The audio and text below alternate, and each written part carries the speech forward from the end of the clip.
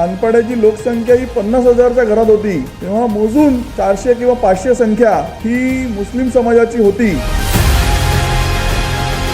एखाद्या धार्मिक संस्थेला इंडस्ट्रियल प्लॉट दिला गेला, हे एवढी मोठी चूक सिडकोचं प्रशासन आणि अधिकारी इतकी उच्च शिक्षित आणि इतके केपेबल लोक आहेत, कसे काय करू शकतात?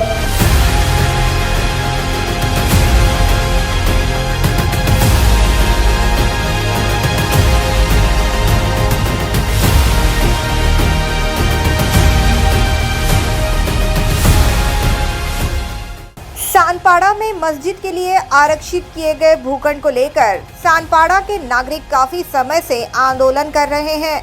हाल ही में उनके माध्यम से सानपाड़ा बंद आंदोलन किया गया, जिसमें सभी पार्टी के लोग शामिल हुए थे एवं कई संस्थाओं ने भी उन्हें अपना समर्थन दर्शाया. उस समय नवी मुंबई मनपा आयुक्त अभिजीत बांगर एवं सिडको के व्यवस्थापकीय संचालक डॉक्टर संजय मुखर्जी ने मस्जिद के लिए आरक्षित भूखंड का दौरा भी किया था. मगर अब अखिल सानपाड़ा सांस्कृतिक प्रतिष्ठान द्वारा इस लड़ाई को आगे बढ़ाते हुए एक पत्रकार परिषद का आयोजन किया गया था, जिसमें उन्होंने कई खुलासे किए. मुस्लिम समाज की जनसंख्या सानपाड़ा में केवल 1.5%. सतीश निकम, भाजपा के IT सेल संयोजक सतीश निकम ने ये जानकारी दी कि सबसे पहले साल 2008 में मस्जिद का भूखंड रद्द करने की मांग लोगों ने की थी. उसके बाद जब सानपाड़ा सेक्टर 1 से 25 का जनसंख्या का सर्वे किया गया, तब 50,000 जनसंख्या में केवल 400 से 500 लोग मुस्लिम समुदाय के हैं. इसका मतलब ये है कि केवल 1.5% आबादी के लिए आप लोगों के भावना को ठेस पहुंचा रहे हैं, ऐसा भी उन्होंने कहा. मित्रांनो, आपल्या सगळ्यांना माहिती आहे की आपल्या देशात लोकशाही आहे आणि लोकशाहीमध्ये जनभावना ही खूप महत्त्वाची आहे. जेव्हा हा विषय सानपाड्यामध्ये सुरू झाला, म्हणजे 2008ला हा विषय खरं तर सुरू झाला, पहिल्यांदा मागणी केली गेली आणि अगदी तो विषय जेव्हा सानपाड्यातल्या सर्व रहिवाशांना कळला आणि जेव्हा लक्षात आलं की पूर्ण सानपाड्यामध्ये म्हणजे सेक्टर 1 ते सेक्टर 25 पर्यंत मुस्लिम कुटुंबांची संख्या, म्हणजे सानपाडा रहिवासी महासंघाने त्यावेळेला प्रत्येक सोसायटीत जाऊन सर्वे केलेला आणि त्याचा रेकॉर्ड आहे आमच्याकडे, तर सर्व मिळून सानपाड्यामध्ये 110 कुटुंब फक्त सापडली. जेव्हा सानपाड्याची लोकसंख्या ही 50,000च्या घरात होती, तेव्हा मोजून 400 किंवा 500 संख्या ही मुस्लिम समाजाची होती. म्हणजे साधारण 1-1.5% आसपास तो रेशिओ येत होता. आणि त्या मुद्द्यावर आम्ही हे आंदोलन त्यावेळेला सुरू केलं.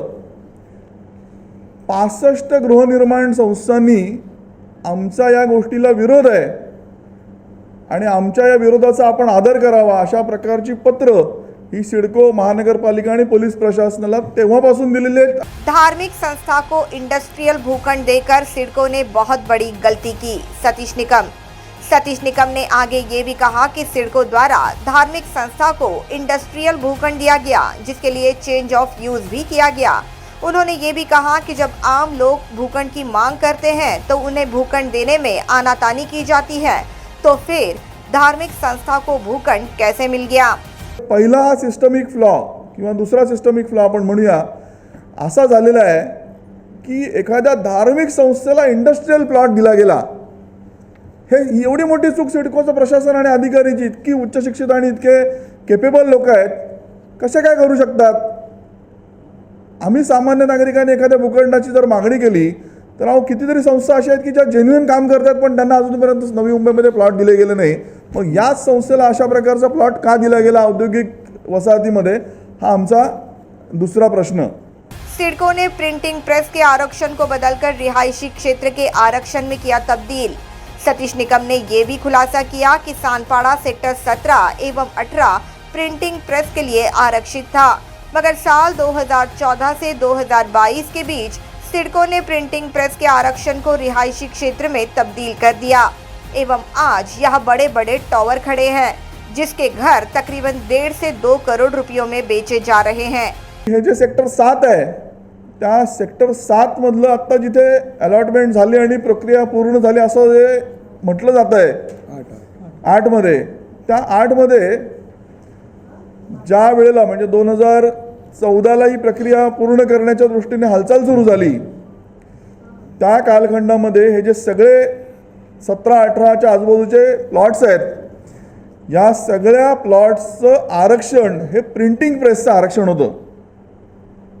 याचा अर्थ काय, तर सगळे हे प्लॉट्स एखाद्या विशिष्ट कामासाठी सिडकोने अलॉट करून ठेवलेले होते. त्याचा उपयोग हा खूपच मर्यादित होता. आपल्याला सगळ्यांना माहिती आहे की कायदेशीर प्रक्रिया झाली, हायकोर्टाचा आदेश आला, सिडकोमध्ये त्यांनी पैसे भरले, त्यांना अलॉटमेंट झाली आणि अलॉटमेंट झाल्यानंतर म्हणजे 2014 पासून 2022 पर्यंतचा हा काळ गेला. या काळामध्ये सिडकोने अत्यंत चुकीची गोष्ट केली, ती म्हणजे हे सगळे जे प्रिंटिंग प्रेसचे प्लॉट होते त्यांचं आरक्षण बदलून ते प्लॉट आता रेसिडेन्शियल झालेले आहेत.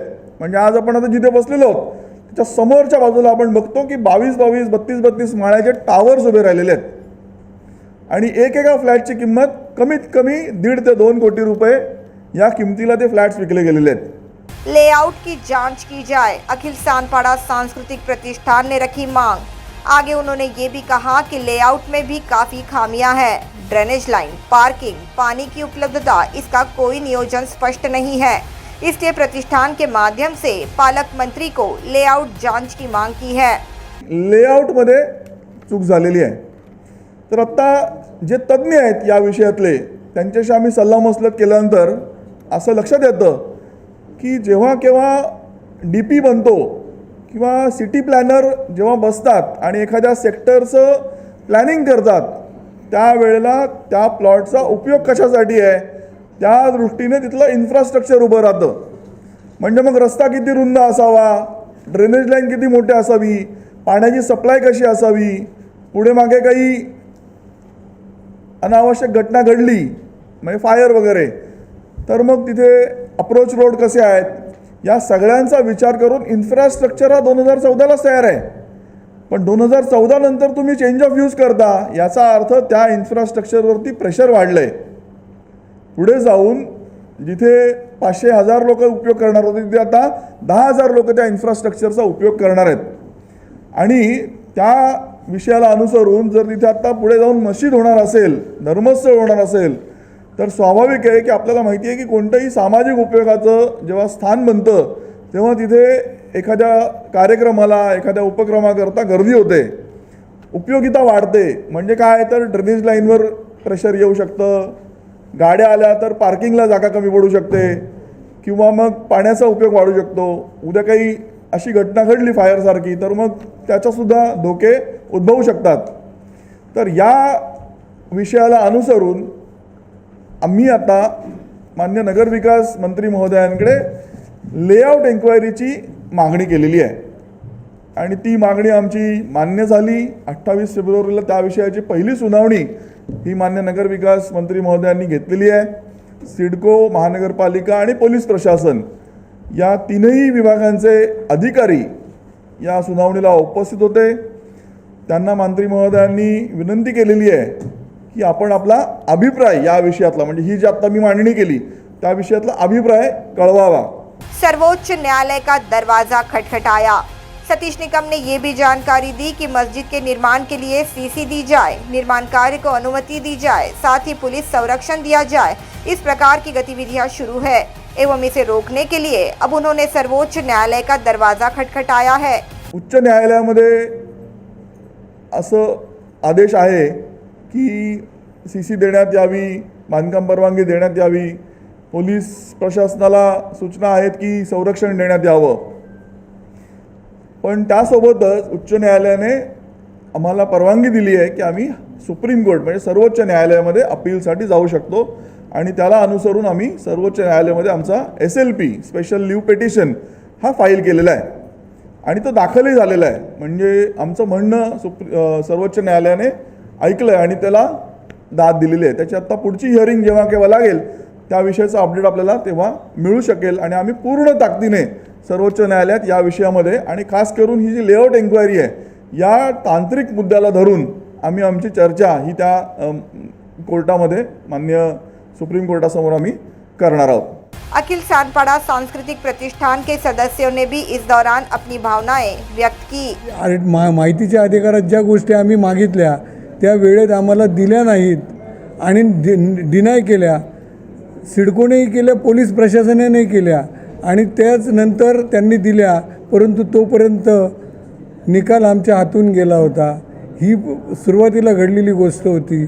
आजही जेव्हा ही संस्था महापालिकेच्या विरोधात CC संदर्भात कोर्टात गेली होती, कोर्टात गेल्यानंतर तिथेही आम्ही हस्तक्षेप केला, परंतु ज्या दिवशी आमचा हस्तक्षेप होतोय त्या दिवशी त्यांनी निकाल दिला आहे आणि आम्हाला आमची बाजू मांडण्यासाठी जागा ठेवली आहे, परंतु निकाल दिलेलाच होता। ही बाब अशी घडलेली आहे।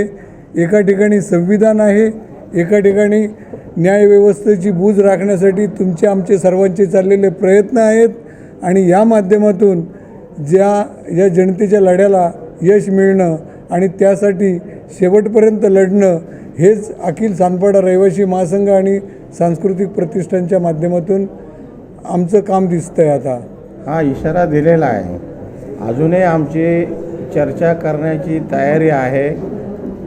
याच्यामध्ये शासनाने, मी मागाशीच म्हटलं, नगरसेवक असतील, आमदार असतील, पालकमंत्री असतील, दोन्ही समाजाला एकत्र घेऊन बसावं, आमचं म्हणणं ऐकावं, आम्हाला न्याय द्यावा।